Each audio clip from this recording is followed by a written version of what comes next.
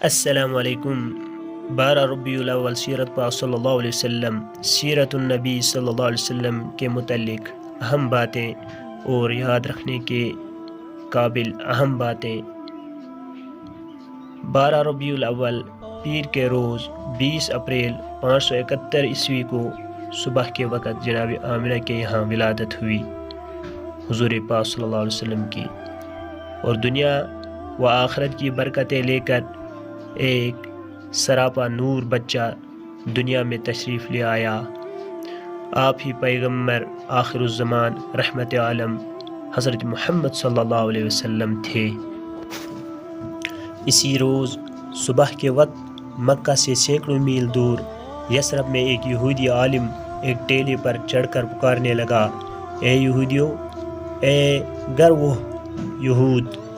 یہودی یہ آواز سن کر وہاں جمع ہو گئے تو اس نے کہا، آج رات پیغمبر آخر الزمان احمد کا ستارہ طلوع ہو گیا ہے اور وہ اس دنیا میں تشریف لا چکے ہیں۔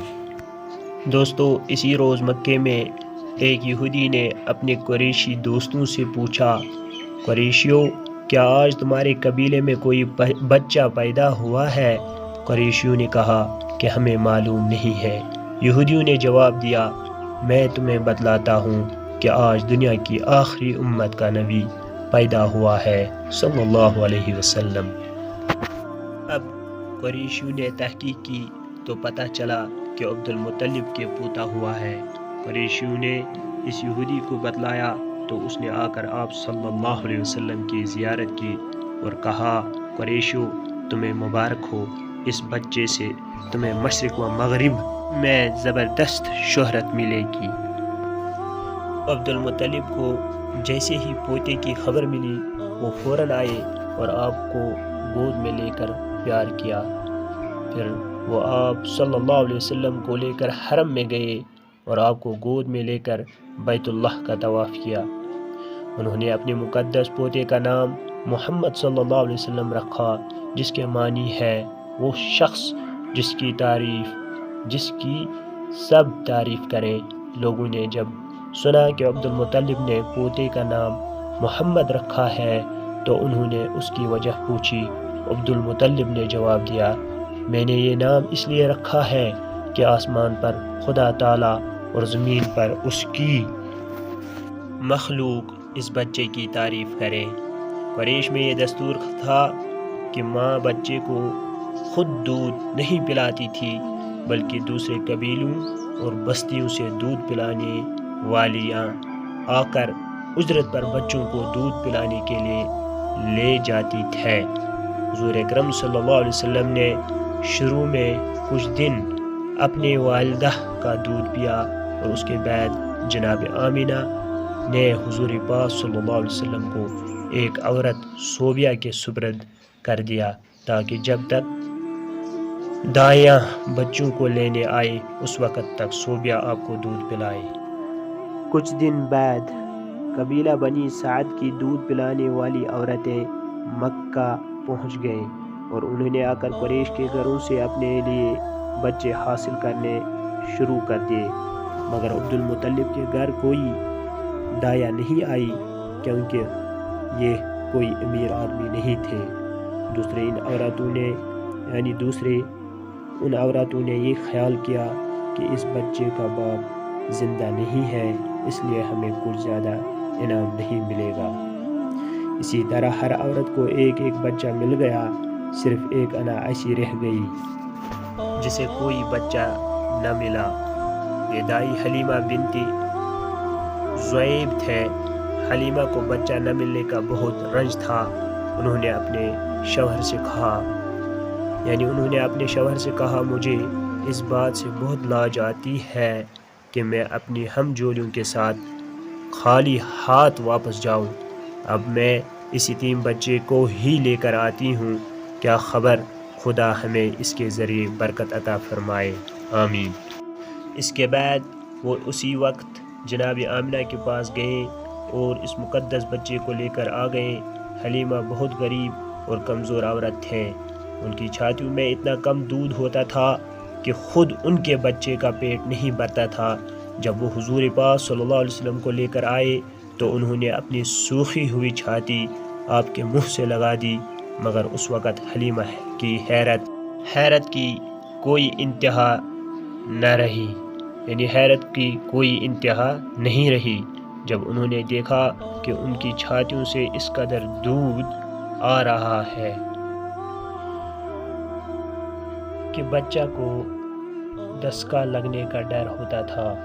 پھر اور تعجب کی بات یہ تھی کہ حضور پاک صلی اللہ علیہ وسلم نے سیر ہو کر دودھ پیا اور اس کے بعد حلیمہ کے بچے نے بھی پیٹ بھر کر پیا، حالانکہ ہمیشہ حلیمہ کے دودھ سے ایک بچہ کا پیٹ بھی نہیں بھرتا تھا۔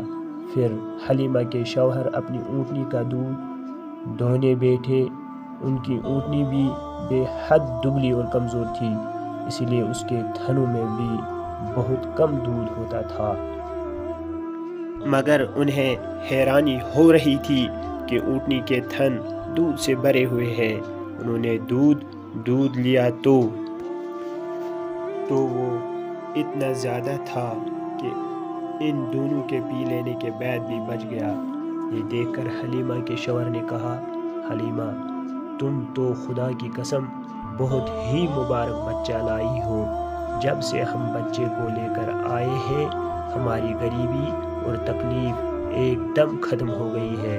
ایک کے بعد اناؤ کا قافلہ اپنے گھروں کو روانہ ہوا۔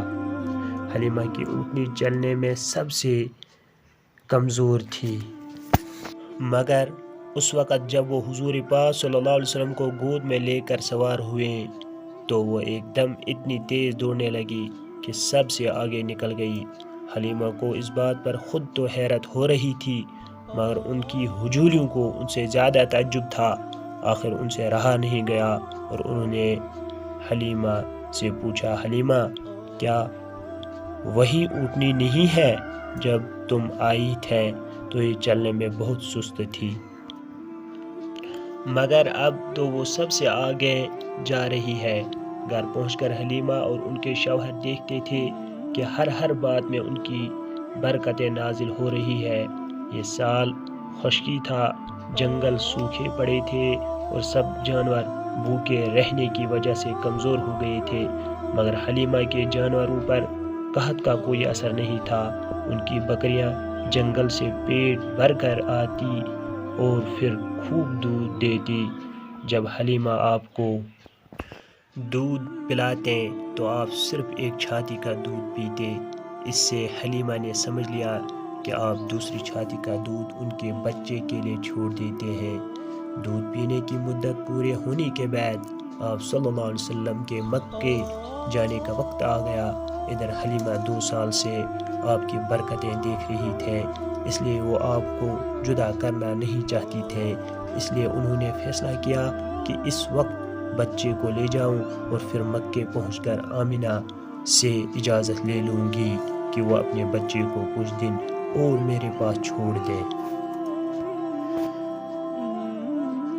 مکے پہنچ کر حلیمہ جناب آمنہ کے پاس آئے اور حضور پاک صلی اللہ علیہ وسلم کو ان کے سپرد کرتے ہوئے کہنے لگے، میرا دل چاہتا ہے کہ آپ محمد صلی اللہ علیہ وسلم کو ذرا بڑے ہونے تک اور میرے پاس چھوڑ دے۔ مجھے ڈر ہے کہ ابھی مکے کی آب و ہوا انہیں نقصان پہنچائے گی۔